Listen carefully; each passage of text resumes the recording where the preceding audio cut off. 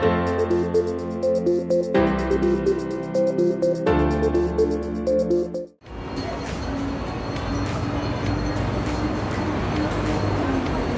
mga kababayan! Nandito tayo ngayon sa Singapore at syempre, ito ang Orchard Road. At alam nyo ba na tuwing linggo, every Sunday, napakaraming mga Pilipino ang nandito para mag-gather. Ito na nga ang kanilang tambayan. Ito ang tinatawag nating Lucky Plaza sa Orchard Road. At tingnan natin kung ano nga bang meron dito sa Lucky Plaza.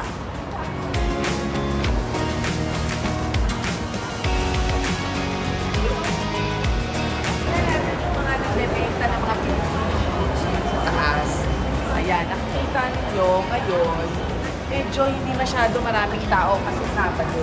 Pero pagka linggo, naku, jam pack na puro mga Pilipino.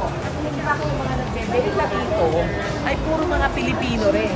Dito rin makikita ang iba't ibang klaseng mga souvenirs kung saan, ayan, medyo sale siya, super sale, ayan. Lang yan. Marami rin tayong makikita mga Filipino products na binibenta dito. Hindi mo talaga mamimiss ang mga pagkain ng mga Pilipino dito dahil sa ibang klaseng pagkain makikita mo dito sa store na ito. Nasa loob siya ng Lucky Plaza. And you see, Filipino siyempre. O mga Filipino na nandito. Isa sa mga naman, lahat na lang ng Filipino goods na nandito. Ayan, o, tingnan mo, makaiba ha. Maraming bumibili tuwing linggo. Oo, tuwing linggo. Maraming bumibili daw dito tuwing linggo. Parang siksikan sila magkakapalitan ng mukha pagka linggo, di ba? So, ano ito? Lahat iba-iba, no? Meron dito yung Korean na in na mga goods at mga Filipino products as well. O, meron silang chicharon. Sino ba naman hindi mamimiss? Hindi mo na may mimiss kasi meron na mabibili dito. Meron ng itlog na maalat. Tingnan mo nga naman. May itlog na maalat. Nagtatagong mga kababayan. Wala na siguro may iba.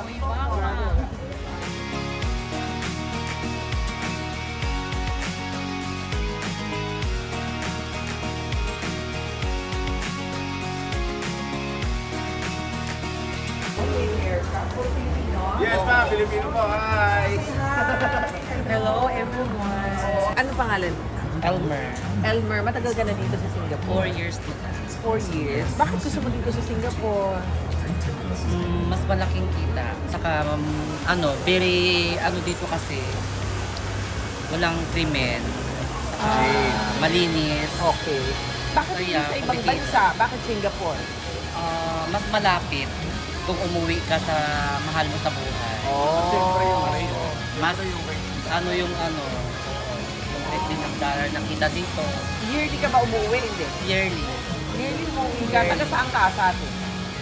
Sultan Kudarat, Ang Mindanao. layo!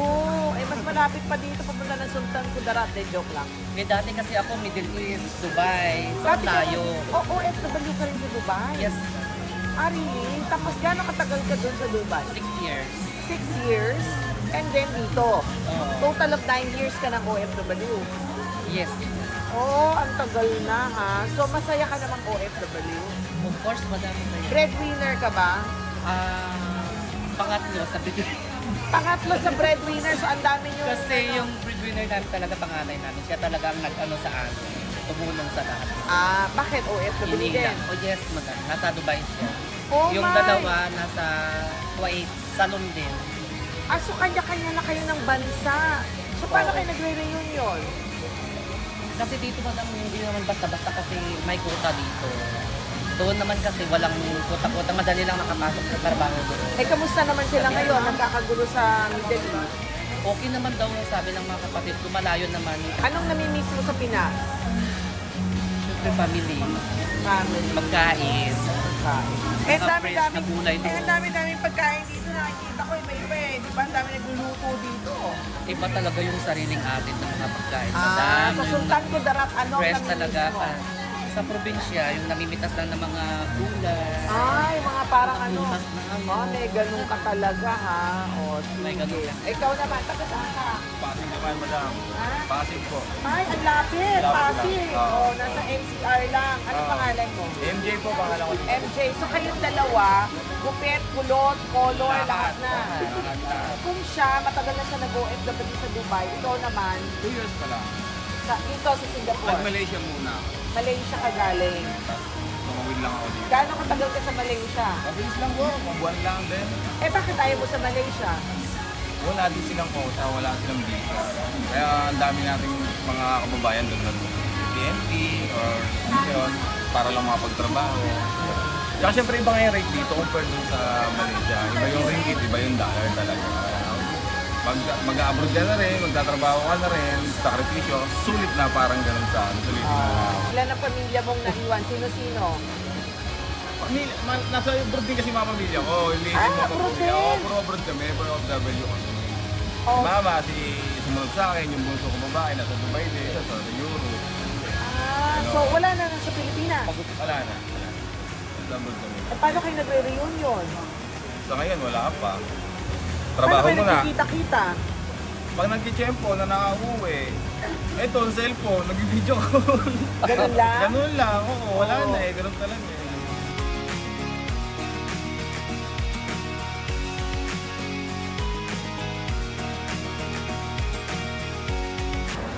Imagine pag na Sunday, jump pack na jump pack daw to. Talagang papalitan ka ng mukha sa sobrang dikit. At ngayon, pupunta tayo para makapag-usap sa iba nating mga kababayan dito. Kasi nga pag Sunday, busy na sila. Hello, magandang araw. Magandang araw din po. Anong pangalan mo? Michelle po. Michelle. From Mindanao. From Mindanao. Gano'ng katagal ka ng OFW dito? Almost 2 years na po. 2 years pa lang. Bakit 2 years? Pero- Dati ba nagtrabaho ka sa Opo, ibang ano bansa? po, Middle East po. Nag-Middle East ka na. Saan doon? Qatar. Sa Qatar. Bakit ka lumipat? Kasi, magkaiba kasi yung hindi kasi masyado doon nakalabas. Saka walang church. Dito, may church po kami. O, importante sa iyo Yung yun. important, Ano ang religion mo? born again. Wow! I'm so proud of you, ha? So, gaano katagal ka doon sa Qatar bago ka lumipat? 2 years lang din. 2 years din. Isang kontrata. So, isang kontrata. So, total of about 4 years ka ng OFW. Ah, okay. Bakit na gusto kami maging OFW? Kasi mahirap sa akin. Mahirap, lalo na may tatlong anak ako, paanan. At saka, wala naman kasi ibang trabaho din. Meron, pero mababa lang sa akin. Anong trabaho mo dito? Domestic. Ah, okay. So, kamusta naman ang trabaho mo? Okay lang po. Mabuti naman po. Gaano kadalas ka umuwi? Ngayon lang po. Kasi kaka 2 years na ngayon pala. Renew lang po. Bakasyon lang. Oo, tapos kukunin ka daw ulit ng employer mo. Oo. Ano lang, same employer. Same employer lang. Nakakabuhay naman ang sweldo. Opo. Oo. Magkano ba ang minimum rate ngayon sa kasambahan? Pag minimum lang, pinaka-minimum, basic, bagong pasok. Pagkakalam ko, nakapisa kasi ako dito, $600. $620. May alaga ka bang bata? Wala po. Nanay po. Elderly. Opo, elderly. Yung elderly ba alagain? Hindi lang po masyado kasi naman sa pasigla pa. Okay, ang mga anak mo, ilang taon? Yung panganay ko, 13 this year. Yung anak ko, pangalawa, 12, tsaka 8.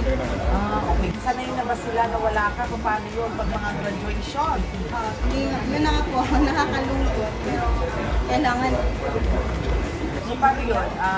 Ano Yung lang, asawa ko video na call? lang. Oo, video call. Yung asawa ko na lang nakakasama. Yung mga nila. Graduation, tsaka yung hakuya. Birthday. Oo. Video call lang Pasko. po. Malungkot, pero kailangan.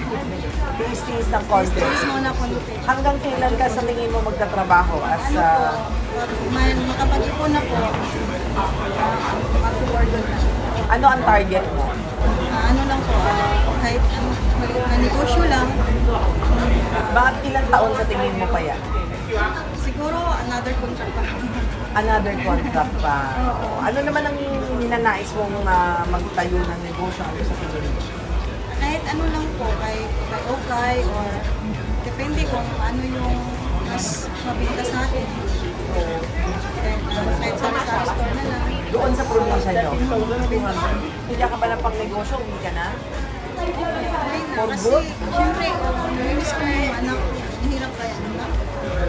Yung nagtatrabaho ka dito tapos isip mo na sa kanila. Nahihirap man.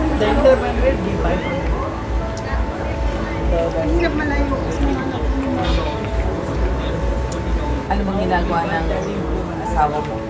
May trabaho naman yung asawa ko, pero hindi po siya. Part-time lang po. Hindi po ano. Kasi tuloy-tuloy? Bakit? Kasi kailangan din niya ialagaan yung mga anak ko. Mensahe mo na lang, mensahe mo sa mga anak mo. Hello sa mga anak ko. Lalo kayong mabuti. Para sa kakabuti niyo, para sa kinabukasan. Kahit mahirap, kahit mahirap malayo sa inyo, kailangan ko isinibang